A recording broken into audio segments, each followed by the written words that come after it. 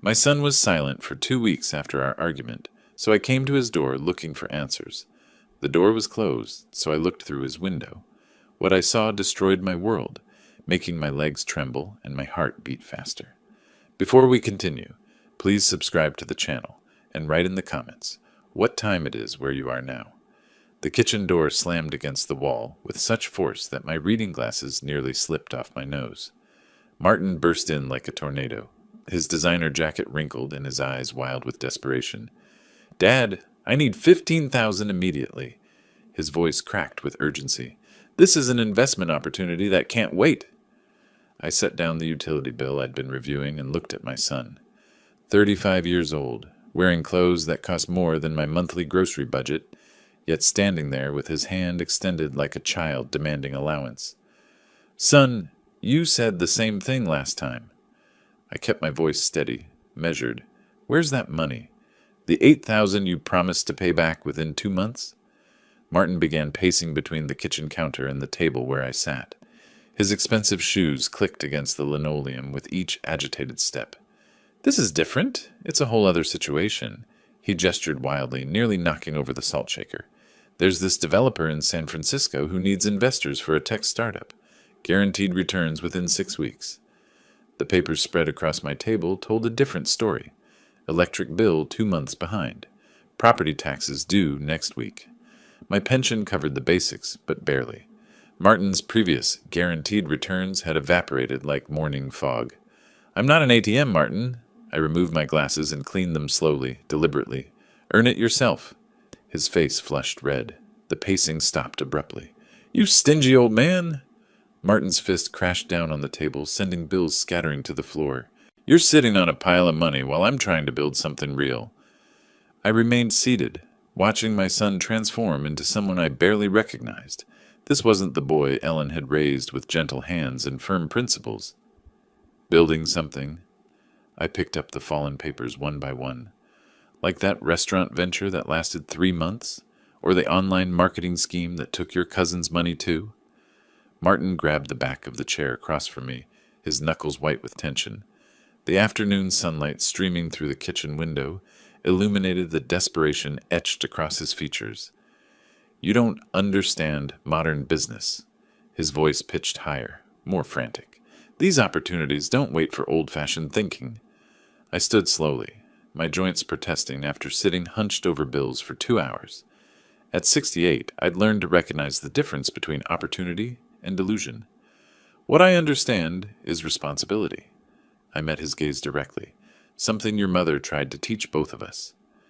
The mention of Ellen hit him like a physical blow. Martin's shoulders sagged momentarily before rage replaced the brief vulnerability. "Don't bring Mom into this." He kicked the chair away from the table. It toppled backward, clattering against the refrigerator. "She would have supported my dreams.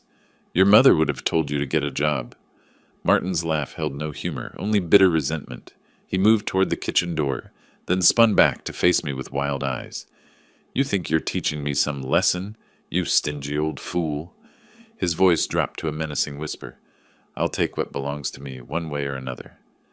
The kitchen fell silent except for the steady tick of the wall clock and the distant hum of the refrigerator. Martin stared at me for a long moment, his chest heaving with anger and desperation. Then he was gone, the door slamming behind him with enough force to rattle the windows. I stood alone in my kitchen, looking at the overturned chair and scattered bills, feeling the weight of 35 years of fatherhood pressing down on my shoulders. The overturned chair lay on its side like a fallen soldier, one leg pointing accusingly toward the ceiling. I stared at it for several minutes before finally reaching down to set it upright.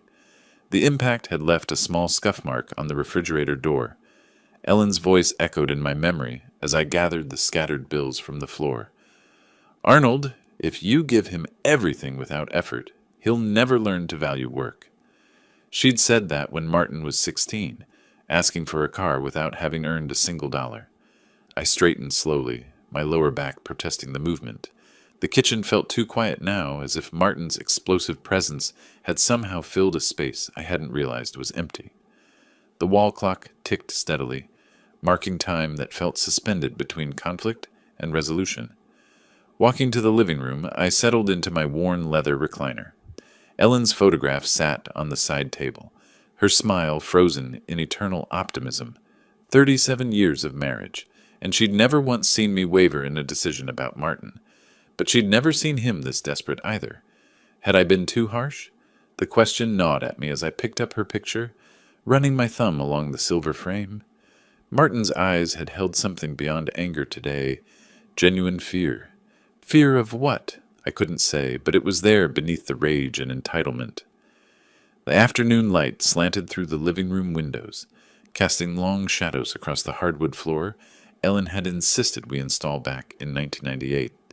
She'd saved for 2 years to afford it, working extra shifts at the hospital while I managed the construction crew that would eventually lay those very boards. Love without boundaries harms the child, she used to say. Ellen had been the disciplinarian when Martin was young, while I'd been the one wanting to give him everything we'd never had. She'd stopped me then, just as she would stop me now. But Ellen wasn't here to confirm my choices. She wasn't here to see her son wearing $1,000 jackets while begging for money, like a stranger on the street. I set the photograph back down and walked to the basement door. The wooden steps creaked under my weight as I descended into the cool darkness below. The musty smell of concrete and old wood filled my nostrils, familiar and somehow comforting.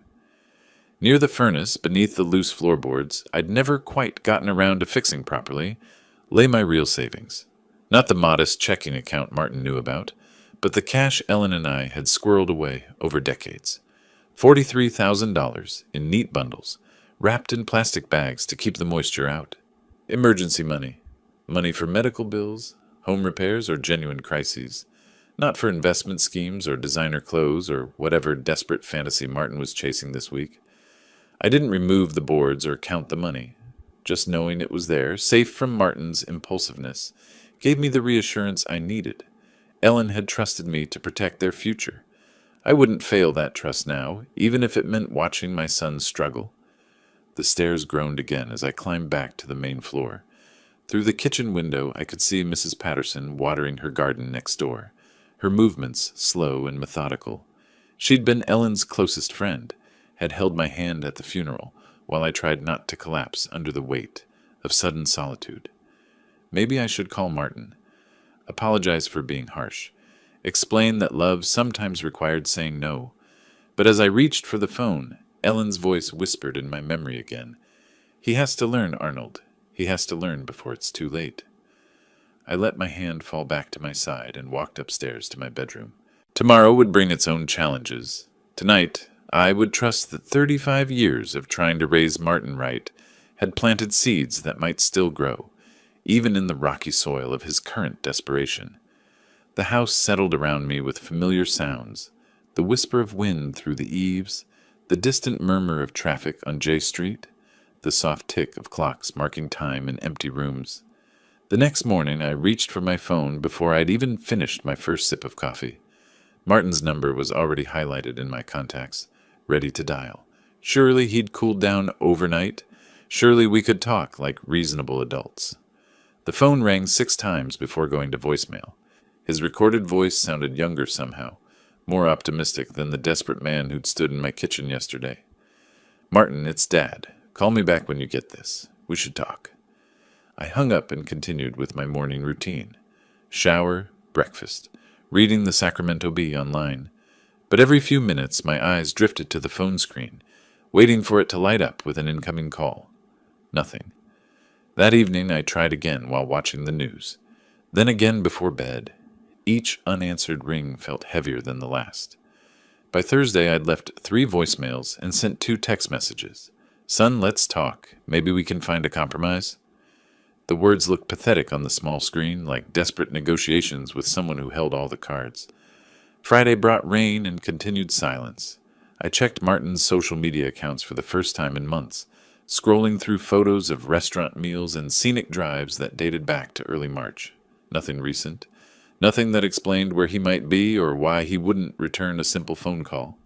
Saturday morning, I paced from kitchen to living room to kitchen again, phone in hand.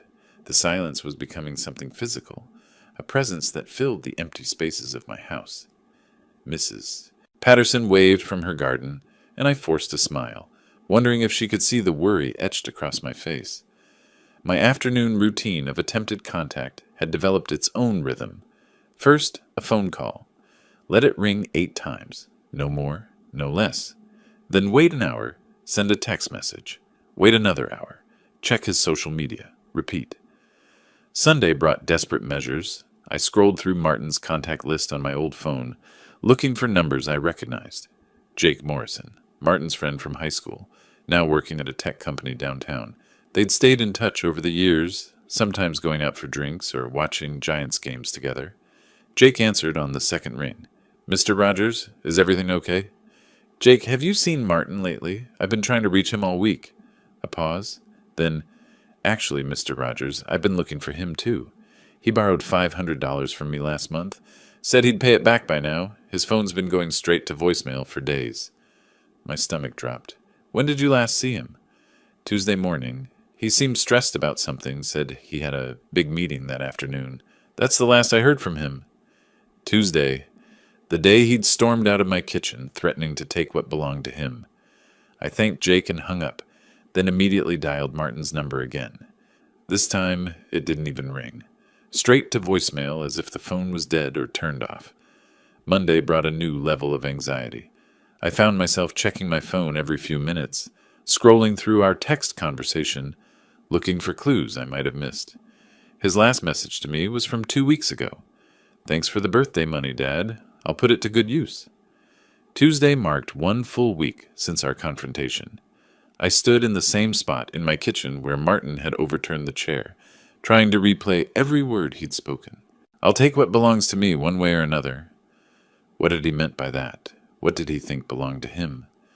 Wednesday evening I sat in Ellen's chair, something I rarely did, and stared at my silent phone.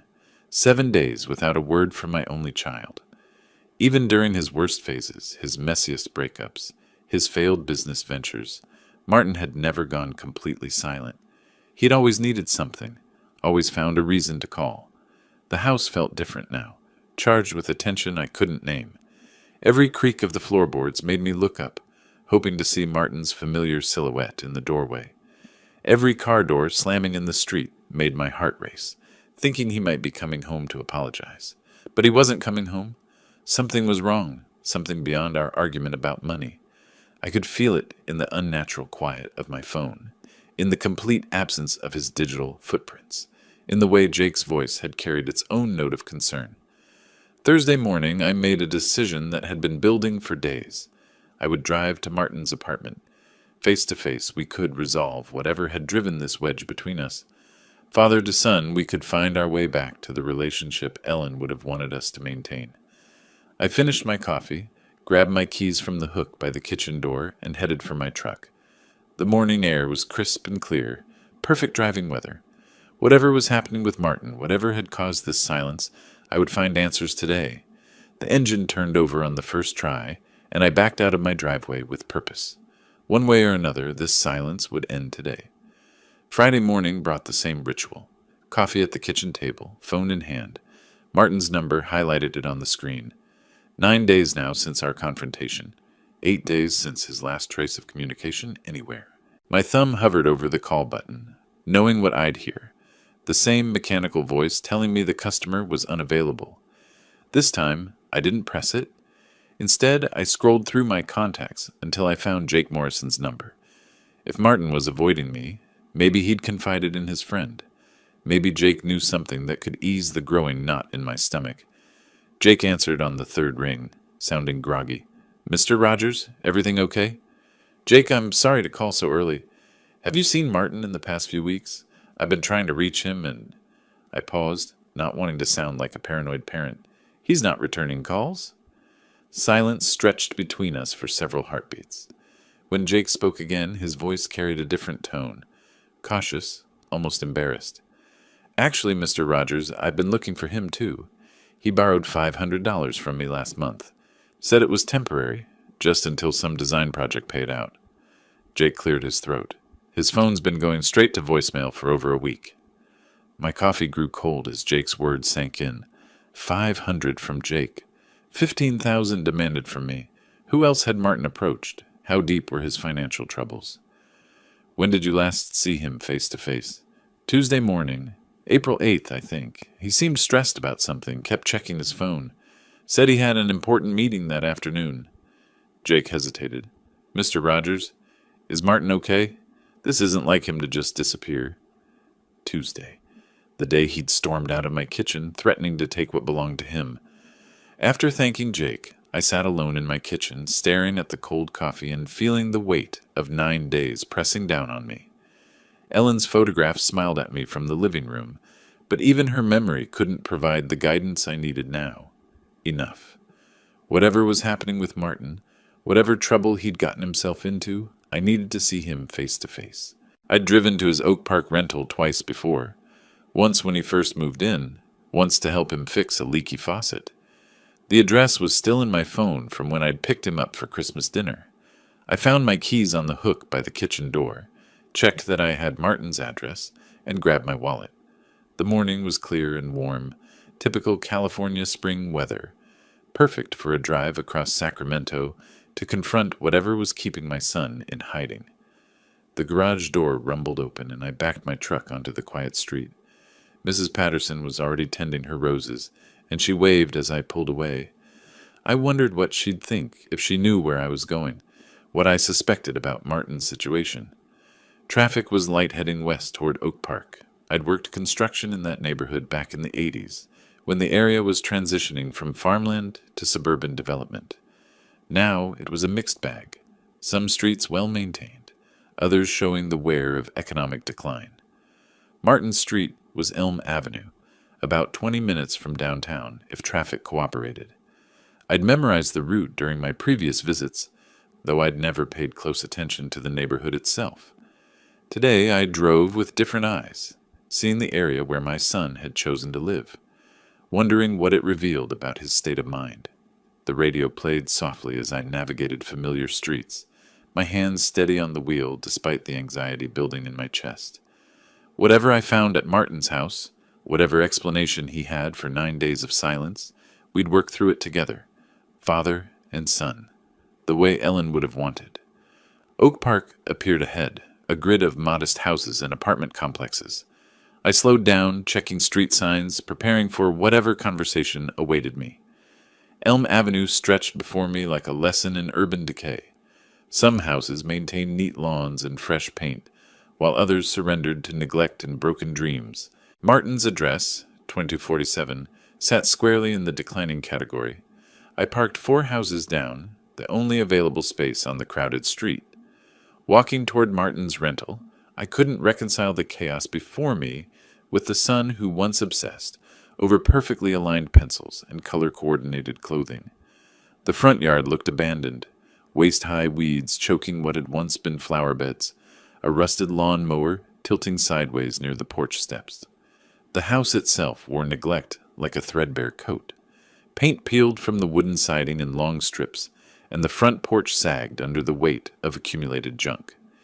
Newspapers in plastic bags created a small mountain by the door, some yellowed with age and weather. I climbed the 3 concrete steps, avoiding a board that looked ready to collapse, and knocked firmly on the front door. The sound echoed hollowly, followed by silence. I knocked again, harder this time, listening for any movement inside. Nothing. Walking around the house's perimeter, I noted broken fence slats and an overflowing garbage can that attracted flies in lazy circles. The side windows were grimy, their glass so dirty that seeing inside was nearly impossible, but I could hear something. Voices, muffled but definitely present. The living room window faced the neighbor's driveway, partially concealed by an overgrown hedge. I moved closer, careful to stay low, and pressed my ear near the glass. 2 distinct voices drifted through the thin walls, one unmistakably Martin's.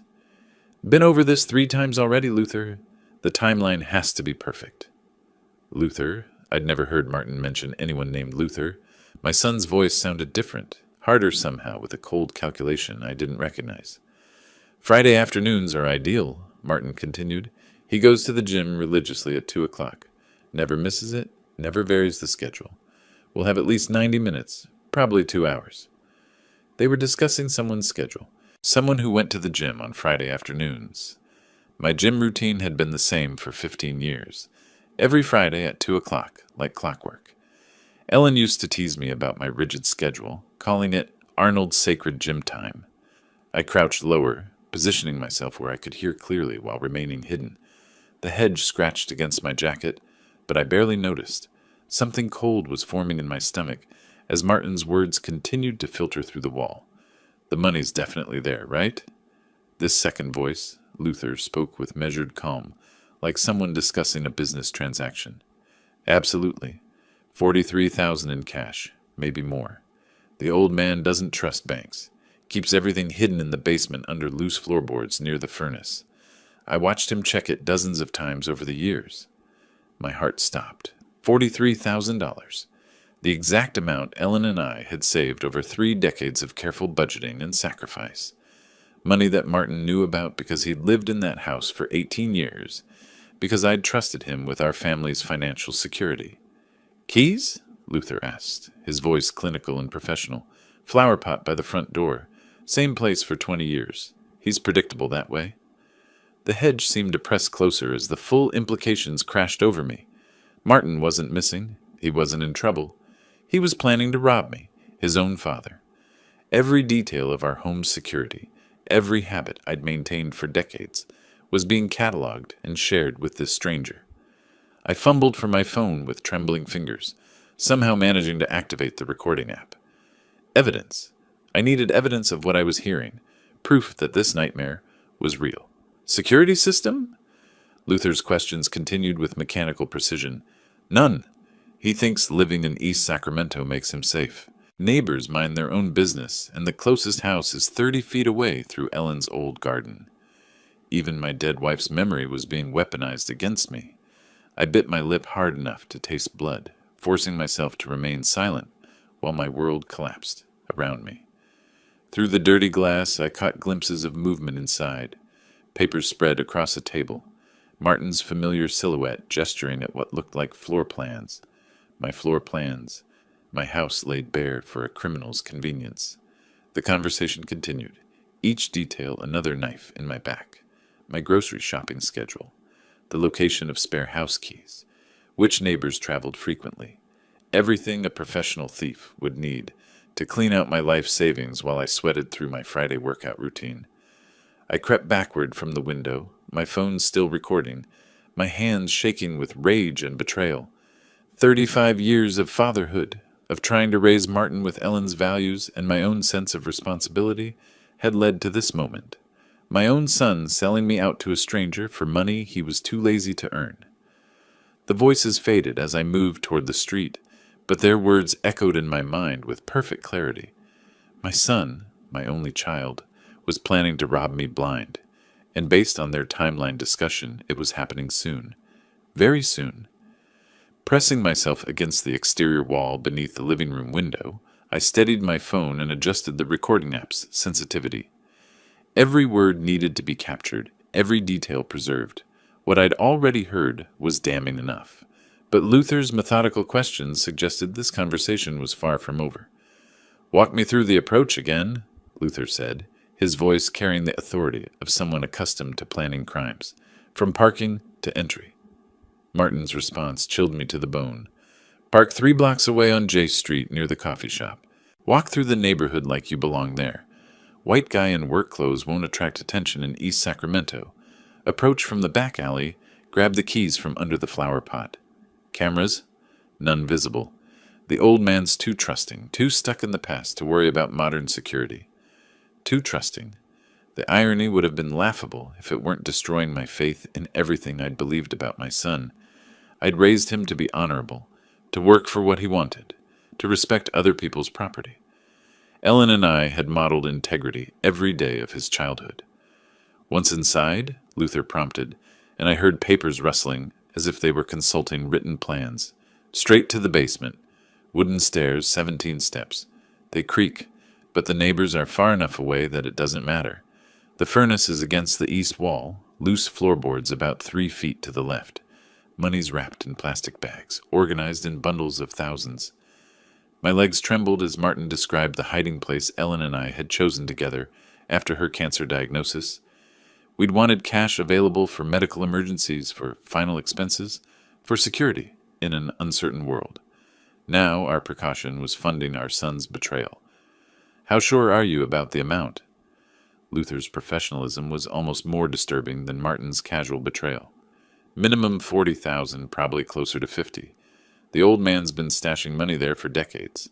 Every bonus from his construction jobs, every tax refund, birthday money from relatives, everything went into those floorboards. Through the dirty window glass, I caught a clearer glimpse of their setup. Martin sat at a folding table covered with papers, photographs, hand-drawn maps, what appeared to be a typed schedule. Luther remained partially hidden, but I could see his hands gesturing as he asked questions, his movements economical and precise. Exit strategy. Luther continued his systematic interrogation. Same route in reverse. Back door to alley, alley to J Street, normal walking pace. The whole thing should take 15 minutes, 20 at most. By the time the old man gets home from the gym, counts his money and realizes what happened, we're long gone. And afterward? Martin's laugh contained no warmth, no recognition of the magnitude of his betrayal.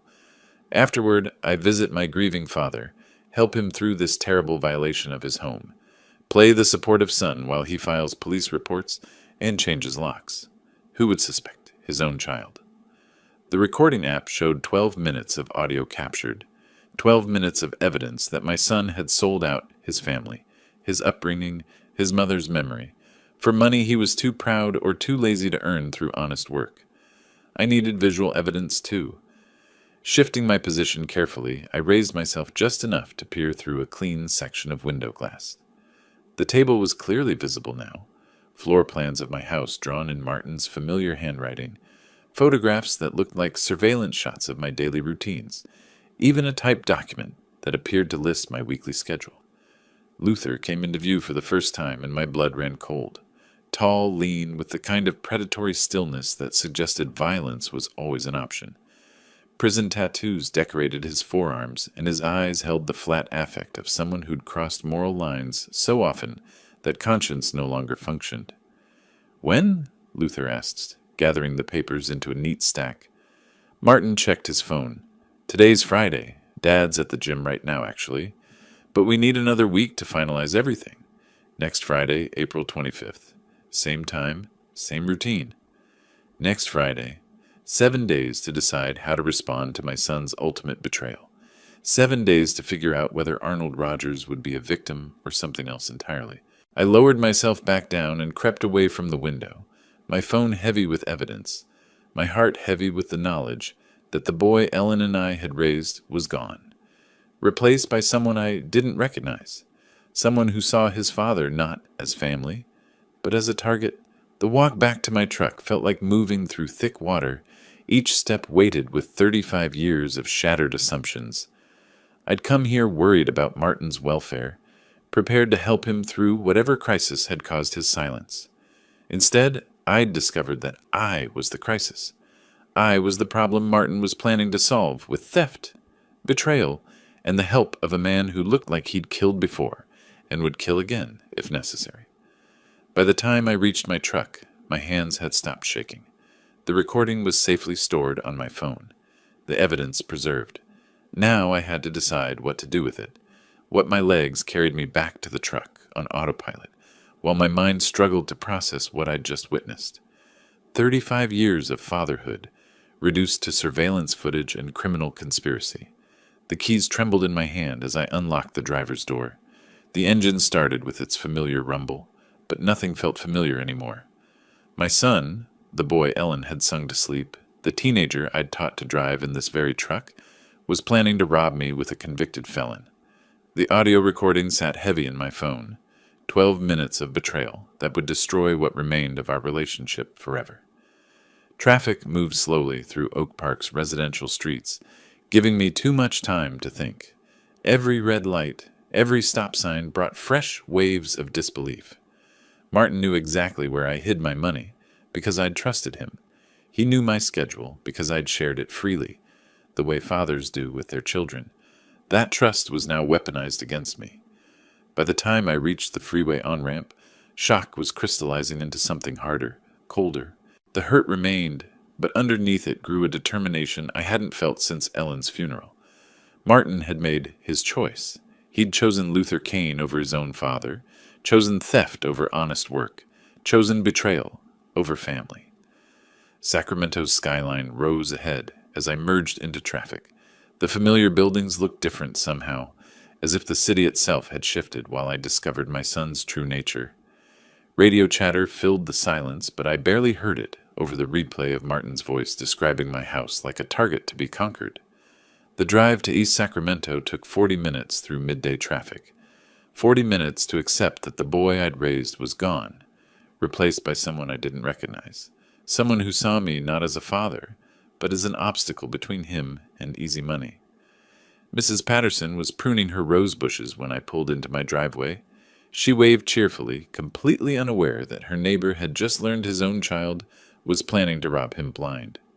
I managed a weak wave in return before disappearing into my garage. Inside the house, everything looked exactly as I'd left it that morning. Coffee cup in the sink, bills organized on the kitchen table, Ellen's photograph smiling from the living room, but nothing felt the same. The house Martin had grown up in was now just a crime scene waiting to happen. I sat heavily at the kitchen table, pulling out my phone to listen to the recording again. Martin's voice came through clearly. The old man doesn't trust banks, keeps everything hidden in the basement. His casual dismissal of me as the old man hurt almost as much as the planned theft itself. But hurt was a luxury I couldn't afford, not with a week until their planned robbery, not with $43,000 hidden exactly where Martin described it to his criminal partner. The basement stairs creaked under my weight as I descended into the cool darkness. The furnace hummed quietly in its corner, and the loose floorboards looked innocent enough. But Martin knew every detail of this hiding place. He described it perfectly to Luther Kane. Standing over my life savings, I made a decision that would have horrified the man I'd been that morning. The grieving father who'd driven to Oak Park, hoping to reconcile with his wayward son, was gone. In his place stood someone harder, someone who understood that Martin had declared war on his own family. If my son wanted to play criminal games, then I'd show him what happened when amateurs tried to victimize someone who'd spent 40 years building things that lasted. Someone who understood planning, preparation, and the value of thinking 3 steps ahead. Martin thought he was hunting easy prey. He was about to discover how wrong he could be. Saturday morning found me at my laptop before dawn, researching home security systems while my coffee grew cold. Sleep had been impossible after yesterday's discovery, but my mind felt clearer than it had in weeks. I had 6 days until Martin's planned robbery. 6 days to turn prey into predator. The internet offered countless options for surveillance equipment, motion-activated cameras, smartphone connectivity, cloud storage, night vision capabilities. My engineering background made the technical specifications easy to understand, but choosing the right system required careful consideration of Martin's planned approach. They expected to enter through the back door, move straight to the basement, and complete the theft within 20 minutes. Luther had asked about security systems, and Martin assured him there were none. That advantage was about to disappear. By 9 o'clock, I'd identified the perfect setup: 4 wireless cameras with smartphone monitoring, motion detection, and automatic recording to cloud storage. Professional installation would take days, but I'd been mounting equipment in challenging locations for 40 years. This job would be straightforward by comparison. Best Buy opened at 10, and I was waiting in the parking lot when the first employee unlocked the doors. The electronics section buzzed with weekend shoppers, but I headed straight to the security department where a young clerk named David greeted me with practiced enthusiasm. "Morning, sir. Looking to upgrade your home security? I need a complete surveillance system that I can monitor from my phone in real time." I handed him the printed specifications I'd prepared. 4 cameras, wireless connectivity, and simple installation for someone with basic technical skills. David studied my list with growing respect. "You've done your homework, sir. This system here matches your requirements perfectly." He pointed to a display model featuring sleek white cameras and a tablet showing multiple views. Wi-Fi enabled, motion alerts sent directly to your smartphone, and 2-week cloud storage included. Battery backup, 8 hours minimum on each camera. The app gives you live viewing, recorded playback, and you can even communicate through the built-in speakers if needed. Perfect.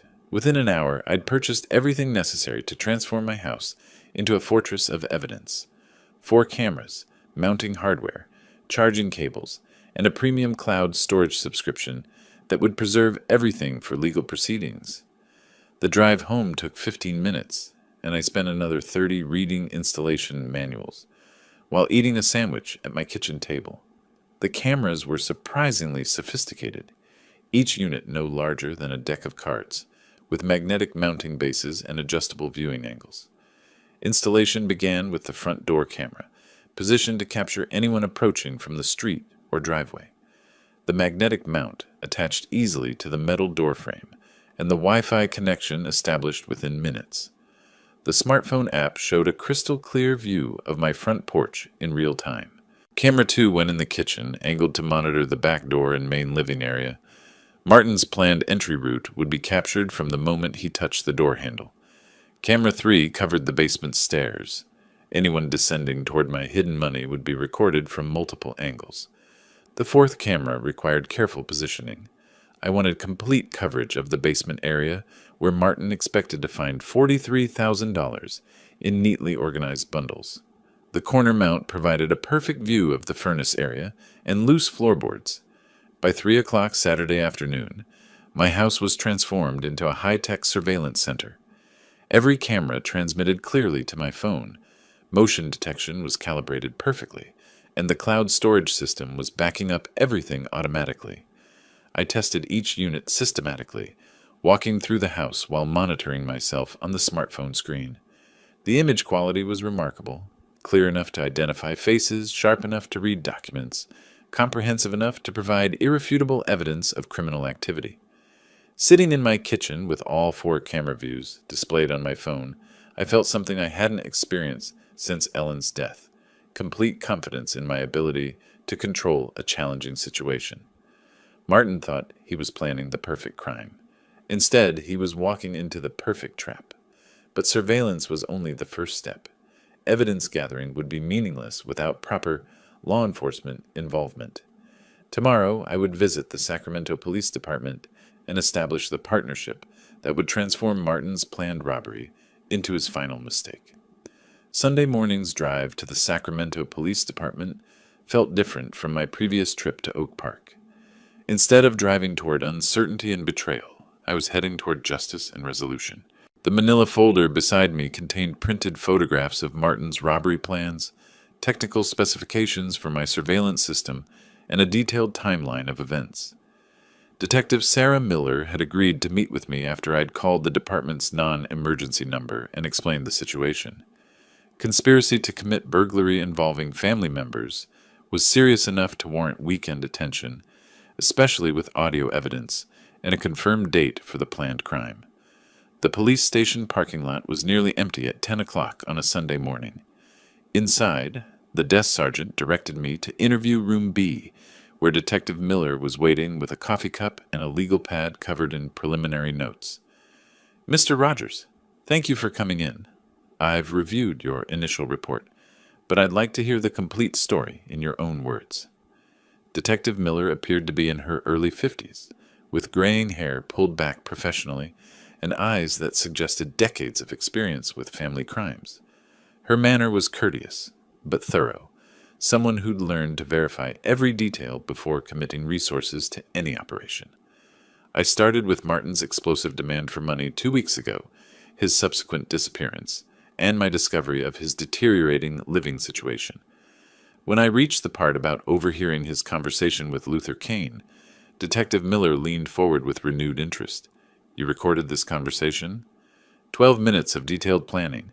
Martin describes my house layout, security measures, daily routine, and the exact location of $43,000 in cash. I handed her my phone with the audio file queued up. That's my son's voice discussing how to rob his own father. Detective Miller listened to the entire recording without interruption, making notes as Martin's voice described the planned crime in methodical detail. When it finished, she replayed several sections, focusing on specific threats and timeline elements. Mr. Rogers, this recording clearly establishes conspiracy to commit burglary, possibly grand theft depending on the amount involved. You're absolutely certain this is your son's voice? Detective, I've been listening to that voice for 35 years. I'd recognize it anywhere.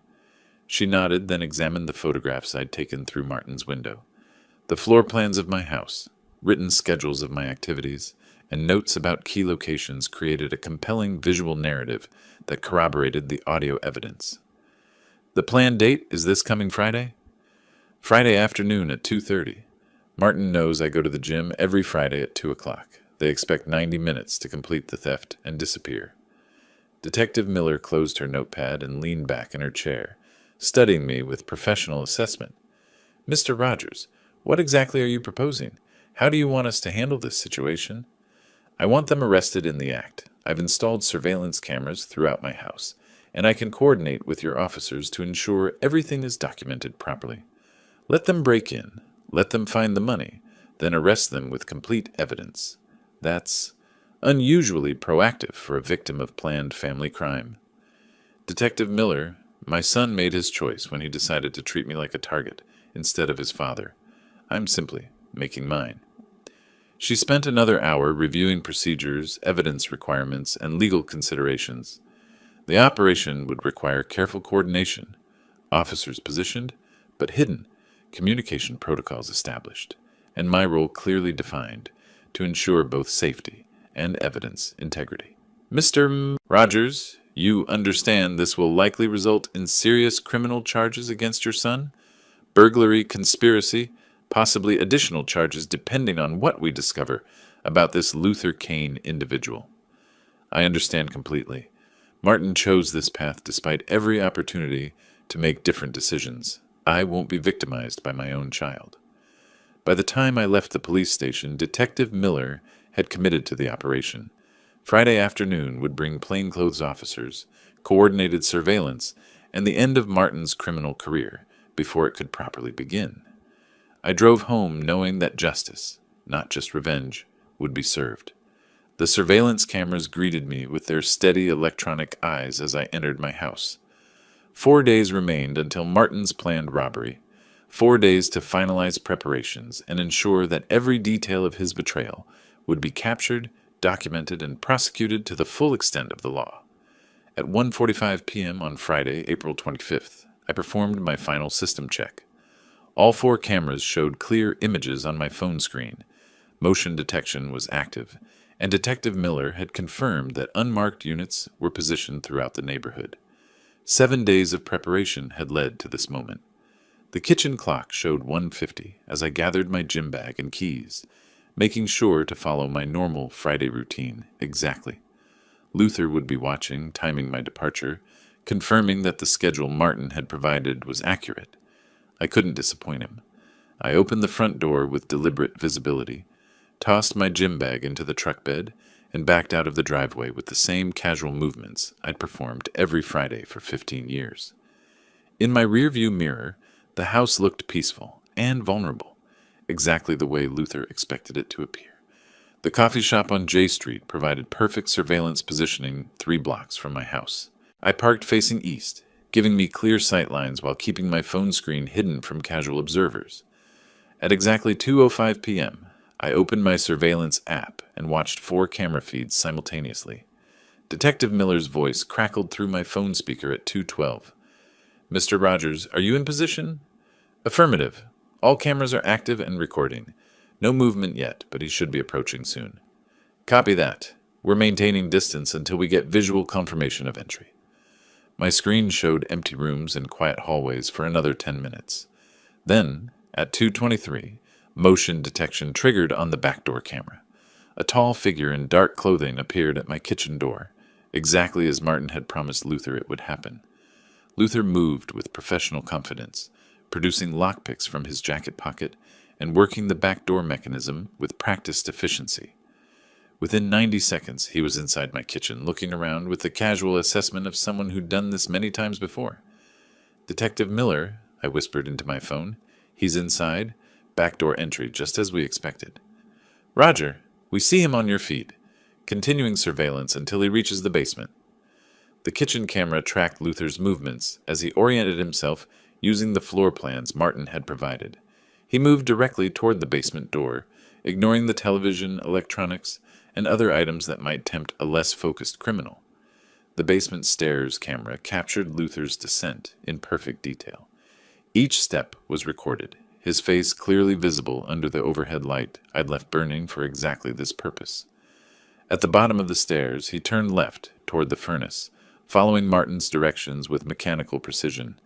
"He's in the basement now, Detective," moving toward the money location. "Copy. Units are moving into final positions. Give us 30 more seconds." Luther knelt beside the furnace and began prying up loose floorboards with a crowbar he'd brought for the purpose. The basement camera provided a clear view as he discovered the plastic bags containing my life savings, exactly where Martin had promised they would be. "Detective Miller, he's found the money. He's handling the bags, counting them." "Perfect. All units, move in now. Mr. Rogers, keep recording, but stay at your location until we give the all clear." Through my phone screen, I watched Luther stuff cash bundles into a backpack, completely unaware that 4 police officers were entering my house through both doors simultaneously.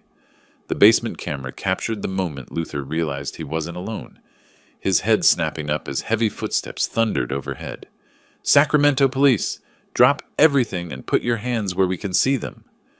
Luther's face showed professional resignation rather than surprise. He'd been caught before, knew the routine, understood that resistance would only make things worse. The backpack dropped to the basement floor as his hands rose above his head. "Luther Kane, you're under arrest for attempted burglary, conspiracy, and violation of parole." Detective Miller's voice came through my phone with satisfaction. "Mr. Rogers, suspect is in custody. Phase 1 complete. Remain at your location. Your son should arrive within the next 15 minutes for Phase 2. I drove back toward my house, knowing that justice was finally being served, that 40 years of honest work had been protected, and that the most difficult part still lay ahead. Police cars lined my quiet street like official punctuation marks, their red and blue lights painting my neighborhood in colors of law and consequence. I parked behind Detective Miller's unmarked sedan and walked toward my front door, where Luther Kane sat handcuffed in the back of a patrol car, staring straight ahead with the blank expression of someone calculating prison time. Detective Miller met me at my front steps, her professional demeanor softened by what might have been sympathy. "Mr. Rogers, your surveillance system worked perfectly. We have everything documented. Break-in, theft attempt, recovery of your money. Kane won't be seeing freedom for several years. What about Martin? He should arrive any moment. We'll handle his arrest the same way, by the book, with full documentation." As if summoned by our conversation, Martin's familiar sedan turned the corner onto my street. I watched my son's expression change from casual anticipation to confused alarm as he processed the police vehicles surrounding his childhood home. He parked poorly, half on the sidewalk, and stepped out, looking like someone walking into a nightmare. Martin approached the police perimeter with growing panic, his designer clothes and confident swagger dissolving into the desperate movements of someone realizing they'd been caught. Detective Miller stepped forward to intercept him before he could reach my front door. "Martin Rogers, you're under arrest for conspiracy to commit burglary, accessory to attempted theft, and violation of trust." "What? No, there's been some mistake." Martin's voice cracked like a teenager's as handcuffs clicked around his wrists. Dad, tell them this is wrong." I stepped into his line of sight, and the desperate hope in Martin's eyes died as he saw my calm expression, my lack of surprise at the police presence, my obvious cooperation with the officers who'd arrested his partner. "Dad, how could you do this to me?" The question hung between us like 35 years of failed lessons finally coming due. I looked at my son, handcuffed, humiliated, facing prison time for trying to rob his own father, and felt something I hadn't expected: peace. "How could I do this, Martin? Son, you planned to break into my house and steal everything your mother and I saved over 40 years of marriage. You brought a criminal into our neighborhood, gave him detailed plans of our home, told him exactly when and how to violate the place where you grew up. I thought you'd never find out. You thought wrong." My voice carried the authority of someone who'd spent decades building things that lasted while watching his son tear down everything of value in his life. You made your choice when you chose Luther Kane over your family. Now you get to live with the consequences. Detective Miller guided Martin toward a second patrol car while reading him his rights. You have the right to remain silent. Anything you say can and will be used against you in a court of law. Martin twisted back toward me as the car door opened. Dad, please, I'm your son. I made a mistake, but you can't let them do this. Martin, I spent 35 years trying to teach you the difference between right and wrong. Your mother died believing you'd eventually learn those lessons. I stepped closer to the patrol car, close enough to see tears forming in my son's eyes. Today you learned them the hard way. The police car pulled away from my curb, carrying Martin toward booking, arraignment, and whatever justice the courts would provide. I watched until the vehicle disappeared around the corner, then turned back to Detective Miller, who was coordinating the removal of evidence from my basement. Mr. Rogers, we'll need a formal statement, but the preliminary charges are solid. Kane will likely get 3 to 5 years as a repeat offender.